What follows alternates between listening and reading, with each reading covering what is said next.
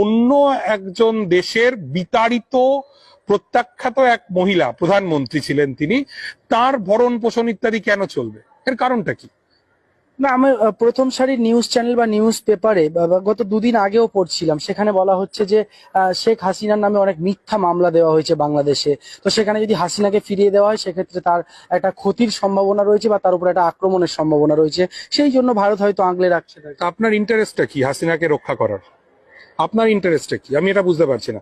শেখ হাসিনা যেহেতু দীর্ঘদিন বাংলাদেশের প্রধানমন্ত্রী ছিলেন, ভারতের সঙ্গে সুসম্পর্ক ছিল, সে কারণে একটা তার মানে আপনি বলতে চাইছেন যে শেখ হাসিনা ভারতের কর্মচারী ছিলেন এবং এই মুহূর্তে আমাদের রাষ্ট্র চাইবে বা আমাদের সরকার চাইবে তার কর্মচারীকে নিরাপত্তা দিতে। এটা মানবিকতার দিক থেকে হয়তো।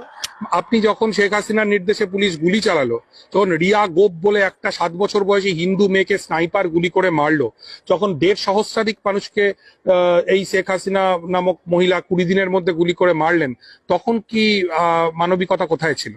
তখন সে মানবিকতা কোথায় ছিল? এই গণহত্যার জন্য তো অবশ্যই শেখ হাসিনার বিচার হওয়া উচিত বলে আমি মনে করি।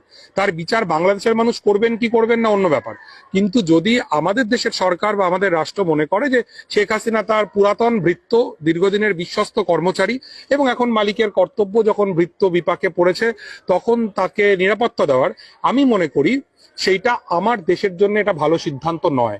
শেখ হাসিনার যা হবে বা হবে না সেটা বাংলাদেশের জনগণ বুঝবেন। এবং আবারও বলছি, শেখ হাসিনার আমলেও বাংলাদেশে হিন্দু নির্যাতন যথেষ্ট হয়েছে, সমস্ত বিরোধী কণ্ঠস্বর দমন করা হয়েছে। সেক্ষেত্রে আমাদের তো এই আগ বাড়িয়ে এই ঝুঁকিটা নেওয়ার কোনো দরকার নেই। পৃথিবীর কোনো দেশ এই ভদ্রমহিলাকে কোনো ঠাঁই দিচ্ছেন না। ওর পরিবারের মানুষ তো লন্ডনের এমপি। আমি কর্মসূত্রে লন্ডনে থাকি অনেকটা সময়। লন্ডনের 4 জন বাঙালি এমপির মধ্যে একজন তো এই টিউলিপ সিদ্দিকী।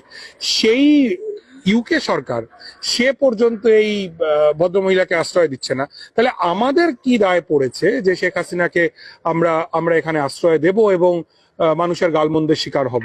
বাংলাদেশের মানুষের আমাদের তো কোনো প্রয়োজন নেই। আমরা বাংলাদেশের মানুষের সঙ্গে তাদের যে সরকারই আসুক, ডান বাম মধ্যম যাই আসুক, আমরা তাদের সাথে একটা সুস্থ স্বাভাবিক সম্পর্ক নির্মাণ করব। আমি মনে করি বাংলাদেশের মানুষের সঙ্গে আমাদের যে ঐতিহাসিক বন্ধুত্ব ছিল তার ছেদ ঘটার সবচাইতে বড় কারণ হচ্ছে শেখ হাসিনার প্রতি আমাদের পক্ষপাত। যদি আমরা এই পক্ষপাত না করি তাহলে বাংলাদেশ এবং ভারতের মানুষের সঙ্গে মানুষের, রাষ্ট্রের সঙ্গে রাষ্ট্রের সম্পর্ক অনেক স্মুথ হবে। শেষ একটি বিষয়, যে বাংলাদেশের গণ অভ্যুত্থান এবং ভারতীয় মিডিয়ার ভূমিকা, আপনি একজন সাংবাদিক হিসেবে কিভাবে দেখেন? আমার বলার অপেক্ষা রাখে না ভাই। এটা নিয়ে তো আমি একটু আগেই তো বললাম যে বিবিসি, ডয়েচে ভেলের মতো মিডিয়া, আন্তর্জাতিক মিডিয়া, তারা নিউজ করেছে, যেটা একজন সংবাদকর্মী হিসেবে খুব লজ্জার।